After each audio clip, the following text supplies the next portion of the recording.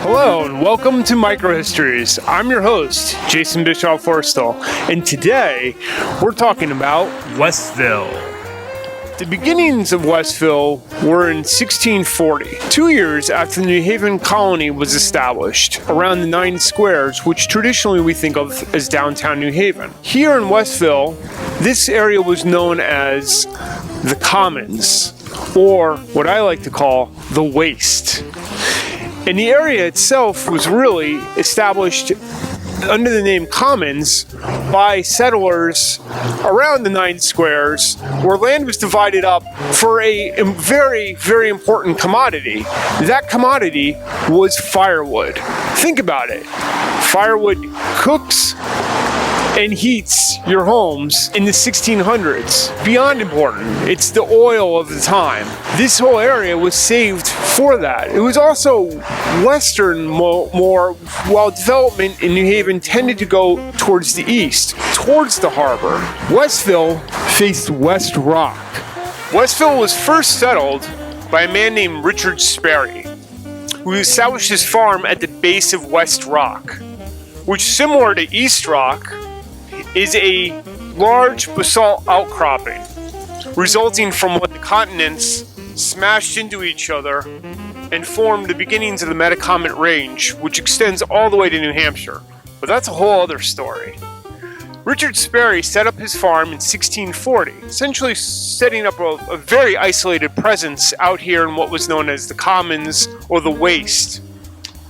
Sperry, 20 years later, in 1660, would go on to help the regicides, Judges Whaley and Goff, who famously hid at the top of West Rock in a glacial erratic, which is today known as Judge's Cave. Sperry's children would take food and supplies to the regicides, and he actually housed them in his home at the base. Again, a much larger story for future Micro-Histories. Our next resident that moved here and essentially established a presence was Sheriff Joshua Hotchkiss, who established his home in what's now the center of Westville. When Westville gained the name at that point, Hotchkisstown, colloquially, for some time. Westville was established at that point as a very small, isolated town, village, that was centered around farming and small industry, but small, very important industry that would change, arguably, the course of history from this one spot. It was also bordered by large estates that later were subdivided in the 20th century to bring us the residential areas that we know today. So let's take a walk through Westville.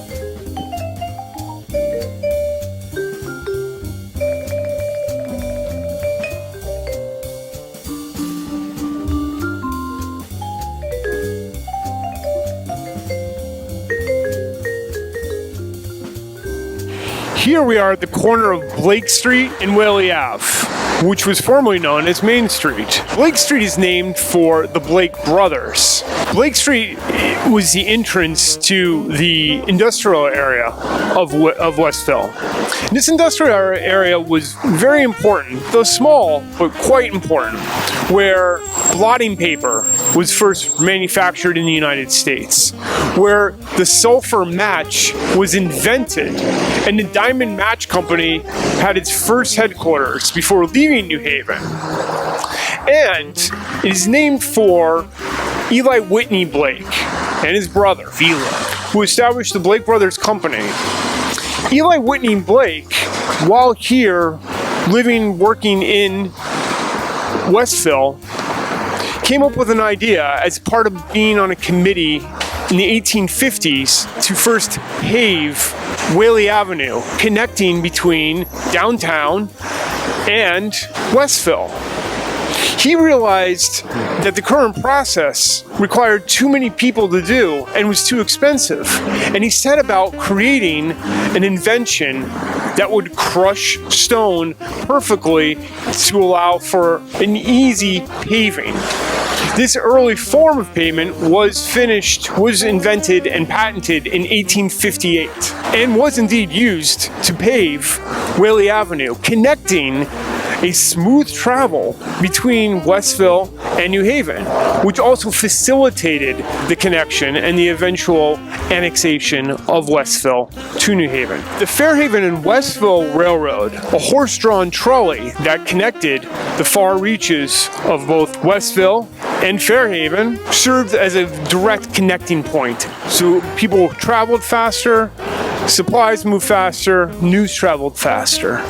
It was no longer a far-flung village. The stone crusher was so important, and it led to basically roads being paved throughout New Haven, and then by extension, the world. Think about it. Any highway that you drive on, any road that you drive on, anywhere you park your car that's paved your own driveway, that came from Blake and his invention here in Westville, the stone crusher. So as a cheers to that, the Blake brothers also invented the corkscrew. Yep, the corkscrew that you'd open any bottle of wine with. So my question to you is, which invention is more important? The stone crusher or the corkscrew? Either way, the Blakes had it covered, as did Westville. From the 1600s to about the mid-1800s, Westville remained an isolated small village, a town unto itself, where the small population centered its life around the tavern, which was at the corner of what was then Main Street and Fountain Street. Today would be the corner of Whaley Avenue and Fountain Street. What was the reason for the name change? Well, as Westville was its own village and town, eventually it was incorporated into New Haven. It was incorporated in about 1872 when it was annexed along with parts of the Heights and the East Shore. It was not brought directly into New Haven, though, because residents of Westville did not want to pay higher taxes, the part of the whole city. So it remained a special ward. In the 1890s, it was codified, but still remained part of this special ward where it had its own services, meaning sewers, police, fire, etc., ran separately from the rest of New Haven, although similar to Morris Cove as well, which ran in its own way. This continued until 1921, by which point Westville was a booming residential area and fully brought in to the city. So that makes why things might be a little, on a snow day, a little odd here still, because these traditions die hard, being that it is New England and New Haven.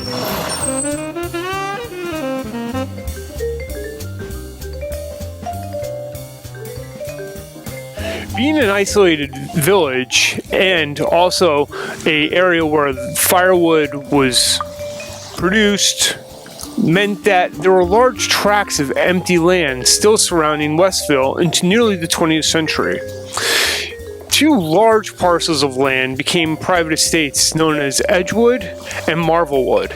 Edgewood was owned by Donald Grant Mitchell, and approximately where we're standing today was part of Edgewood. Marvelwood was owned by J.M. Grist, and Marvelwood was actually was further west from Forest Road, and all the lands kept there were more of a preserve, where he would just allow nature to be kept in its bucolic way. He'd actually invite locals to come in and basically hang out in his own private park, which he also brought in sometimes exotic animals too to live there. But as the 20th century came on, these estates eventually got broken up, and the early 20th century suburbs arrived. One that happened here where we're standing was McKinley Ave. McKinley Ave was first opened in the early 1900s, and it was the first subdivided street after Donald Grant Mitchell passed away in 1908. Quickly, this street became known as the Hill House Avenue of Westville, and Westville is beginning to be referred to as the garden suburbs of New Haven, for the houses that rapidly expanded through the teens and into the 20s. The colonial revival examples throughout these neighborhoods are astounding. Local architect Alice Washburn, who operated between the 1920s and into the Great Depression, was responsible for the design of many of the homes here, along with homes predominantly in Spring Glen and Hamden, and also in Cheshire as well. Streets such as McKinley and Alden Ave and the surrounding area are a prime example of early 20th century trolley suburbs. As the horse-drawn trolley had first connected Westville to downtown New Haven and beyond, the electric trolley was the final censure in the development of these neighborhoods.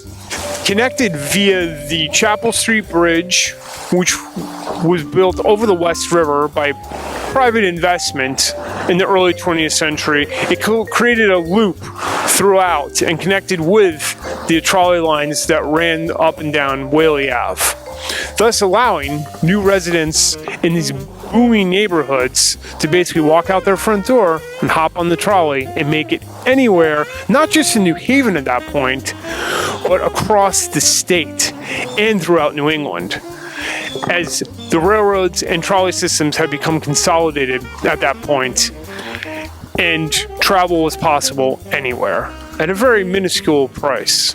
The idea of developing this area wasn't entirely new to the 1900s. Shortly after the Civil War, the thought to eventually develop the area, albeit minus the electric trolleys, came up. And there were elm trees planted sporadically through the old fields. So when it came time to develop in the early 1900s, there were lots with fully grown elm trees as an added bonus to your brand new colonial revival type home or what have you in the suburbs, which offering a whole different degree of the suburban bucolic feel outside of the city. In addition, during the 19-teens to the booming building of this area and the increased expansion of Westville, which also helped bring Westville officially into the fold of New Haven in 1921, was the construction of the Yale Bowl, adjacent to this neighborhood. In 1914, the Yale Bowl was finished and at the time was the largest arena in the world. For Micro-Histories, I'm your host, Jason Bischoff-Wurstle of the New Haven Museum. Please come and visit us at 114 Whitney Avenue, and be sure to keep it tuned in here to YouTube for all of our programs and other Micro-Histories. Click down there on that subscribe button, and also let us know what you think. I love the comments that we're getting, and I look forward to coming back to Westville because there's so many stories to tell, not to mention other parts of town. We're looking forward to a good 2023 with lots of new things to talk about. So again, thank you. Thanks for tuning in.